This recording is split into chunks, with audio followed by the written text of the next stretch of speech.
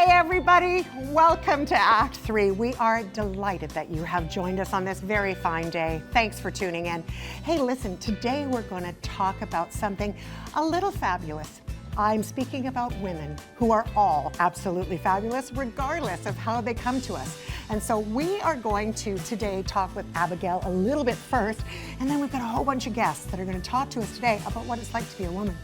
So, my dear friend, I need to ask you, are there some women in your life that really stand out for you? Yeah, my teacher, my mom, my nana, my grandma, and my aunties. Okay, and how come they're so special? Because they help support me. Oh, and you know, that's something that women do so much, right? We really do support each other, and we try to elevate each other whenever we can, right? We lift up women so that women can rule the world, because that's really our mission, don't you think? I think so too. Enjoy this episode of Act 3. Grab yourself a beverage. We got lots to talk about. Hey, let's you and I get some water as well. I'm sitting on the edge of love and happiness. Never experienced such a moment as this.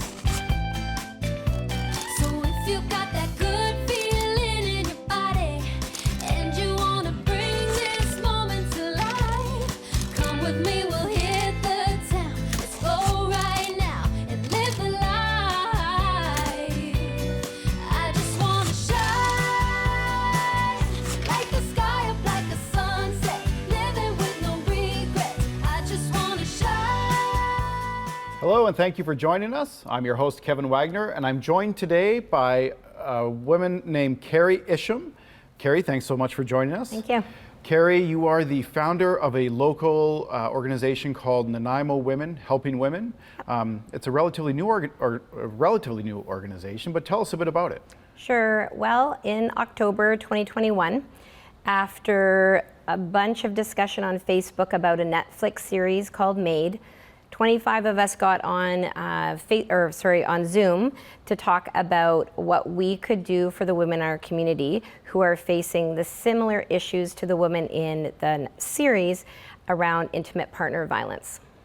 And you were telling me earlier how there was reasons that you were interested in pursuing that, but you quickly found a group of people within the community that had a similar motivation to try and help people in these situations. Yeah, absolutely. Our group is fast growing. We have about 1,000 women in our group currently. People come, people go, but we have a really solid base for volunteers. And what are some of the ways that people can volunteer? If people are interested in being part of this organization, or maybe even share with us the way that the organization helps women in these situations. Sure. So we help women flee intimate partner violence. We help women who are entering and exiting treatment. We help women who have been sexually assaulted. And we help women who are transitioning from unhoused to housed. So some of the things that we offer the women, we offer short-term hotel stays. Sometimes we paid people's car insurance. One lady had a car, had a job, but had no funds to be able to get herself there. We provide grocery cards, gas cards, fast food cards, really anything that the person needs to take that next step in wellness. These all sound like very kind of practical things that people are going to have an immediate use for as they're kind of navigating maybe a new situation like that. Yeah. And it's very based on fundraising and volunteers. Like, you've reached out to the community and gotten quite a response from people that have really wanted to be a part of these efforts. Yeah, we're very grateful. The Nanaimo Golf Club sponsors a room for us monthly. A couple of our members are members there. Sean Jensen with Junk in Our Trunk does a lot of moving of furniture and things for us, sometimes clean out jobs and things like that.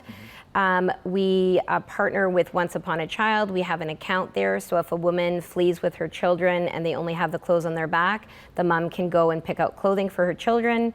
We're partnered with Big Brothers Big Sisters boutique, and we donate our clothes there, and then if a woman needs clothing, she can go and shop there for free. Sure enough. And I understand, like, fundraising is obviously a big part of the organization, how you're able to function and make contributions to the community. Yeah. There's a number of fundraisers coming up, I understand. Absolutely. What are some examples of that? It sounds like we have some coming up in the weeks ahead. Yeah, so we have a Purdy's fundraiser right now until the 19th. Most of this information can be found on our landing page on Facebook under Nanaimo Women Helping Women.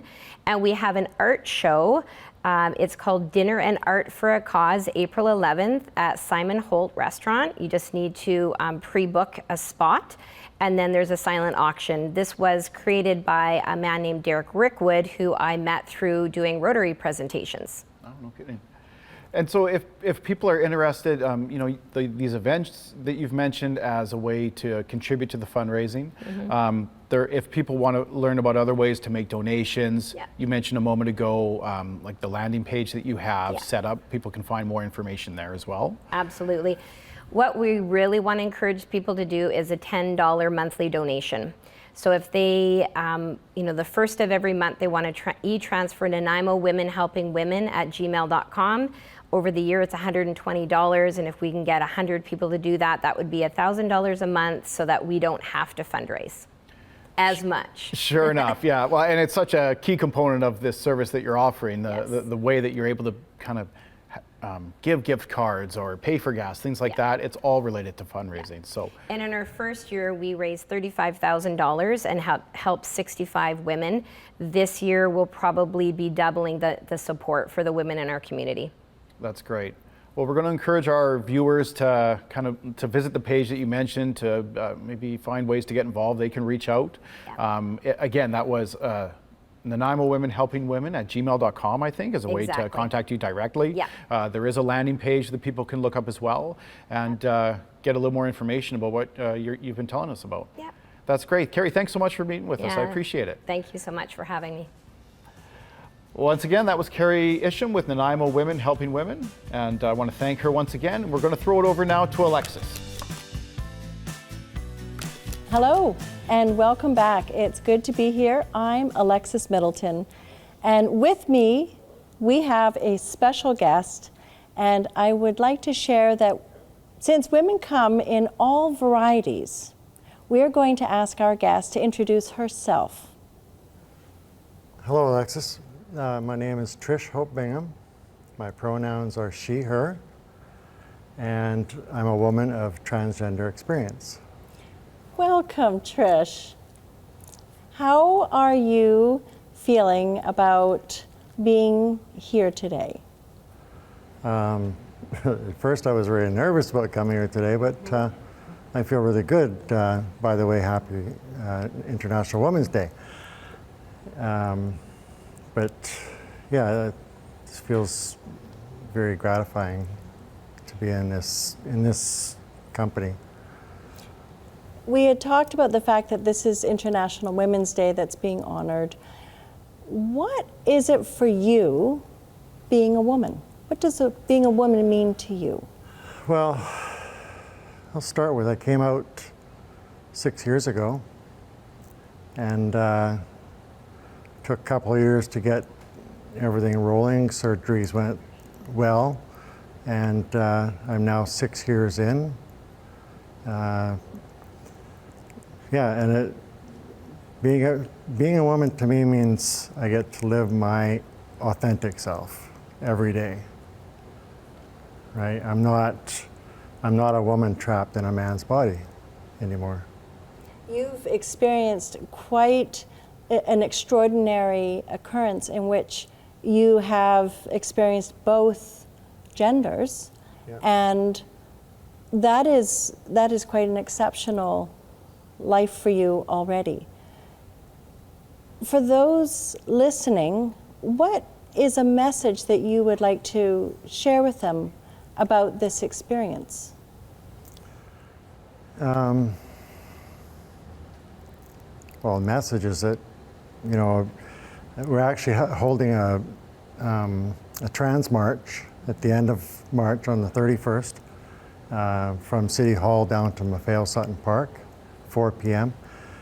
But that day, you know, to me, has a lot of meaning to it, because I want people in our community, in the public, to know that, you know, who we are, and that we're just normal people in the community, right? We do everything everybody else does. So that's, yeah. So with this march coming, who do you hope to reach? Everybody. Okay. Like, everybody is welcome to come. We start at the City Hall under the city flags, and we'll be marching down to Maffeo Park. We're going to go across the Bassett Street Bridge and wave our flags. Everybody's welcome. And we're doing it marching on the sidewalks because at 4 o'clock on a Friday afternoon, I don't think I want to be out on the streets. I appreciate that. And I would really, I'm very interested to know what has been the greatest gift for you in this experience thus far? The greatest gift for me Yes, is becoming my authentic self. your authentic self. I have never been so happy in all of my 61 years as I have in the last 6. You know, I came out at 55, and when I hit the ground, I hit the ground running. I wanted to be there to. It was a scary time because transgender wasn't really a big thing yet. Bill C-16 hadn't come out yet, and it was scary. And I thought to myself, the next transgender woman that comes through that door is going to get a better welcome than I did. What an extraordinary life and a beautiful message to share. And I thank you very much for joining us. And Thank you. we're going to be moving on. I'm going to include our colleague, Teresa, with the Wellness Minute. Thank you so much. Hi, I am so happy today to have Familia Parham with me on this International Women's Day. Welcome, Familia. So nice to have you. Thank you, Teresa. I'm just delighted to be here. And Familia, you are a very accomplished woman. You're a very accomplished woman. And you had a long corporate career, and then you went on to health and wellness. And now you're in your 70s and you just launched a new initiative, the Healing Institute. Tell us about that. Well, it's very exciting. I don't believe you have to be young to do whatever. You can be any age as a woman. Absolutely. Absolutely. And so we've just launched this virtual global platform for holistic practitioners, and we want to get the word out to the world so that we can be well, we can stay well from a holistic point of view. So, yeah. How many people do you have involved with this, the Healing Institute? It sounds like a really large undertaking. Well, it's been 2 years in the making, and we presently have 30 practitioners representing 8 countries. So we are definitely global. It's very, very exciting. We've just launched it recently, so now it's us getting the word out to the world that we exist. And how can people access the Healing Institute? Well, you can go to the website and you'll see all the modalities that are available. You can search for a practitioner. You can connect with the practitioner. All practitioners have a complimentary session, so if you just want to find out whether that modality works for you without paying, and then all of the other information is on the website. Wow. And how did this idea come to you? It sounds fascinating. Well, very interesting that you should ask that question. I had an idea that we would maybe just have a building somewhere and do that. And then that was back in 2019. So we know what happened the next year. And I started to meet all these wonderful practitioners all over the world as I was networking on these virtual and global networking platforms. So it grew into that. And I'm just really excited to be able to launch it. We have mostly women as practitioners, but we also have some men. And it's lovely to be able to let people know that we exist. And how are some of the ways that you have got the word out about the Healing Institute? Well, I have been on a number of podcasts, and we just did a LinkedIn Live for people that know LinkedIn. We did a LinkedIn Live interview last week. I'm doing another webinar on Friday, and it's just a matter of word of mouth. All of my practitioners are sending information out to their communities and their contacts, so it's just going to take us a little bit of time, but we're on the way. Well, that's wonderful. And to me, it's just so amazing that you've got this group of practitioners from the whole world. So truly international here on International Women's Day, and it is really a celebration. Yes, definitely. And I congratulate you, Familia, for really taking the bull by the horns and continuing to grow and invent new things even as you age. And I think that really says something to all of us, that it's never too late to learn. It's never too late to learn, absolutely. And you know, wellness, we have to really look at how we do wellness differently. And that was one of my visions, was to do wellness differently and to be able to accommodate the holistic part of wellness and how we can, how people can stay well, be well on their health journey, because we're all on a health journey regardless of our age. We sure are, and you are well on your way to helping us all with the Healing Institute. Thank you so much for being with us today. Thank you, Teresa. And now Dean is up, and he's got more health and wellness for you. Thank you very much, Teresa. My name is Dean Fellner, and today my guest is Dar Deberson.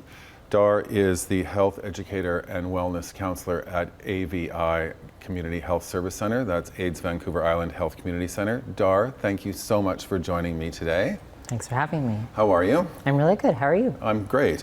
Can you tell me what is the services that you offer to the community as being a health educator? Yes, so in my role as health educator there, I'm teaching a yoga and meditation class.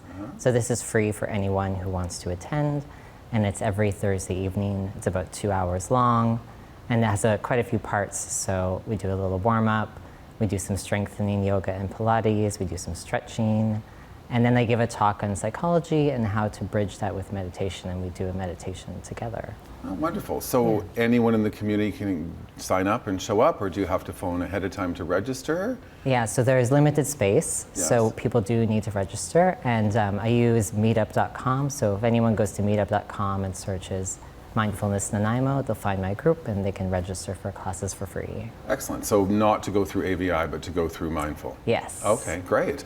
And what services are you offering as a wellness counselor? Or what does it mean to be a wellness counselor? Yeah, so as a wellness counselor at AVI, I get to give free counseling to queer people. So this is really special to me because I know there's lots of barriers to accessing mental health services. Things like counseling can be prohibitively expensive for most people. And it takes a lot of courage for someone to seek out counseling. And all the more so for queer people who are maybe wondering, is the counselor going to understand my gender or sexuality? Are they familiar with those topics? It can be really difficult for queer people to find a counselor that they're compatible with. So I feel really blessed that I get to be someone that creates that safe space to welcome these people who are seeking that help. Of course, like a safe space. Yeah. Yeah, I think we can all agree that AVI is a safe space for the community, right? How long have you been with AVI? It's only been about 3 months now, 3 or 4 months. Yeah. And you're doing all this tremendous work. Yeah. That's incredible. Actually, there's another program that I run. I designed and I'm running a mindful health and wellness program. Tell us about that. Yeah, so each month it's either on Saturday or Sunday. It's 4 sessions, so once a weekend, and this builds on meditation skills and psychology. We learn about trauma and healing and how to cultivate positive thoughts and emotions through different meditative techniques. And there's a lot of group discussion in this program, so people have a chance to, it's kind of like a group counseling. People share some of the issues. We talk about possible solutions, mental solutions about perspective taking and tools for reducing stress. And it's been really great to offer that to the community. And obviously a great need for the community. Yeah. Yeah. So you're very passionate about this. How did you get into this? I started meditating like 11 years ago, and that's kind of how it started, through reading The Power of Now, which I recommend to anyone by Eckhart Tolle. And so after many years of having like great success with my own mental health through meditation, I started teaching my own meditation classes. And then through that, meeting lots of people, I started doing counseling on my own, one-on-one, like a spiritual counseling for people. And that's led me to where I am. So, in your experience, what would be the connection between wellness, meditation, and healing? Like, what does that trajectory really look like? Yeah, so, healing involves all dimensions, and when I teach about meditation, the mind and the body are not separate things. There's a reciprocal relationship between body and mind. Our physical health impacts our mental health impacts our physical health. And so we actually employ a lot of techniques in my class where we manipulate the body through breath to affect the mind, or change the thoughts to affect the body. So it's about learning that connection between our own thoughts and feelings, how our body is affected by our own beliefs. So there's a lot of education. It's not just a practice. There's a lot of insights that come together through that practice. Sounds tremendous. I'm actually calm just sitting here with you. You have such a calm nature about you. Is there any other services that you think that you would like to share with us as a counselor at AVI? Yeah, so my colleague Sean and I have been designing a sexual trauma support group for men. And this For is men? for men, Well, yes. that's unusual. Yeah, so as far as we're aware, there's no services like this in Nanaimo or the region. There's only like one service in Vancouver that we found, which we received some training through to help us design this group that we're going to run. And it's a 10-week program. It requires registration. It's more like a process group where people can come and discuss their experience, but each week we'll also bring some topics to them to discuss how trauma has impacted them and how they can heal. And so we're really excited to be bringing this. That's incredible. Now more than ever, men are feeling more comfortable talking about their mental health and their vulnerability through trauma. And it's amazing that you, through AVI, are being able to offer that to the community. Yeah. Well, listen, I can't thank you enough for coming today. I know that AVI does tremendous work. I know that there's many different factors to AVI and all the different support groups and the resources that they offer. And I think they might be quite lucky to have you there to be bringing all these new resources. So again, thank you so much for coming today. And we'll look again to see, it's Dar Deberson. And if you're interested in going to meditation classes or wellness classes, please reach out to Dar or to AVI. So thanks again. Thank you. We're going to talk with Kathy now. So Kathy is going to wrap up the show with some interesting news. Kathy. Thanks, Dean. That was really so fascinating. And I can't believe how much great work that AVI does in our community. I thank them so very much, as well as all of the people that we've been talking to today. We'll talk more about that later. For now, I told you at the beginning of the episode that I had something special for you. And I'm going to tell you who that special person is. It's Sharon Spivak from Elder Dog. Elder Dog is an incredible organization. She's going to tell us a little bit about that. And we're going to talk about puppies. We are. I'm so glad. Welcome. It's so good Thank to you. see you. How are you doing? I'm doing wonderfully. Good. Now listen, there is a call to action that I know we want to do right off the get-go, is that we want to talk about volunteerism and what that means. So why don't we start there? Sure. So just for people who don't know, Elder Dog basically is a volunteer organization that provides services for seniors so that they can remain a family with their furry loved ones. So we will provide assistance for seniors who are having difficulty taking care of their dog. And rather than taking the dog away, placing the dog with another family, we want to support that relationship. And so we have volunteers who'll go into the home, who'll walk dogs, deliver pet food, take the dog to a groomer or a veterinarian. We provide foster care in the event the senior has to go into hospital, say, for knee replacement surgery. The aim is to keep that love in the home. And the part that I love the most is that people often think that when a person gets a bit older, they don't have the capacity to look after their animal. And therefore, quite often, people will pull, in their desire to look after mom and dad, right? They tend to pull the animal away, not realizing that that pet really is something that keeps them having purpose, right? Isn't that how we see this? Absolutely. I mean, study after study has shown that the presence of an animal, particularly a dog, because of their need to go out in the community and socialize, is critical to that senior's well-being, to their sense of purpose and meaning, to combat isolation. Yeah. It really is a very special relationship. Such a special relationship that we require volunteers to do the work that we get vetted, correct? That's correct. So let's Yes. talk a little bit about that before we share some of the pooches that need a little bit of help. Okay, so we're actually coming up to our 3rd anniversary, believe it or not. We started in May of 2020, right at the start of COVID. But with restrictions loosening, we've had just incredible demand for our services. And as you can imagine, many of the clients who need these services need a dog walk twice a day, 7 days a week. That's an awful lot of staff and volunteers that are required just to service one client. So as we'll see in a second, we've got all kinds of just wonderful dogs in the community who are waiting to have a volunteer come and take them for a walk. Well, let's go to the first dog, shall we? Yeah. Like, who's this little sweetheart who's coming up on our screen right now? Oh, yes. Oh, hello, gorgeous. Oh, This, whoops. we'll go back one if we can. There we go. Who's this little angel pie? This is Allie, and Allie is a 4-year-old Shih Tzu Yorkie cross who lives in the north end of our city, and he likes a good walk, and so he's looking for someone to take him out for anywhere from half an hour to an hour in the community, and just give him a chance to sniff every tree and every blade of grass and say hello to all the neighbors. Well, let's go on to the next one because this one, look at those eyes. I I mean, look know. at those. Who's this? I know, this is Benny, and he's a Marama. Don't even ask me what a Marama is. This is what I'm told, lab mix. And he's 3 years old, and despite his size, he walks very well on a leash. So if we have volunteers who are worried, oh my gosh, how can I walk such a big dog? Most of the dogs that we have are very gentle and just love an opportunity to get out in the fresh air. Excellent. We are running out of speed really fast here. We've got Okay. 3 more dogs we want to show, so let's bounce them out. Who's our next little Okay. angel pie? Oh, I this want is one. Maya. Maya's 2 years old, and she's a very energetic little dog. And the next one? And the next one is Oakley, and he's a 5-year-old Idaho Shag. He lives out in Cedar, and we're looking to give this herding breed a chance to go out and herd rabbits. Oh, yes. And the final dog we have today. The final dog that we have is Charlie. Yeah. Oh, Charlie. Does Charlie live close by?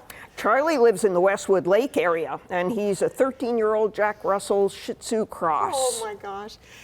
I love seeing you and I love sharing these dogs. Unfortunately, we have to go. I wish we didn't, fine. but at least we got to spend a little bit of time together. Thank you so much for being here. Hey, You're welcome. I'm going to make sure that elderdog.ca is written at the bottom of the screen. And now, I'm sorry, but I got to say goodbye. And I don't like saying goodbye to anybody. We all know that.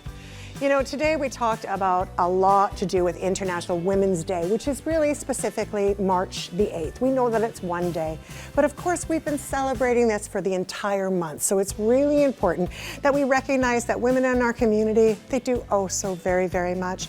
And we are very grateful for all of the things that women do to make our lives a whole lot better. I would like to, this show is actually based on my mom, so I'd like to say thanks, Mom, because of you, I get to be the person I am today. And I know that all of us love our mothers as well. And our next show is, we've got April. Pretty soon there'll be something to talk about Mother's Day, so we'll save that for then. In the meantime, I hope that you enjoyed our program. We will see you next time on Act 3. Let's go right now and live the life. I just wanna shine like the sky up like a sunset, living with no regrets. I just wanna shine. Show the world just what I'm made of. What are we afraid of? I just wanna shine. I just wanna shine. Even when it rains a bit outside, I wanna shine.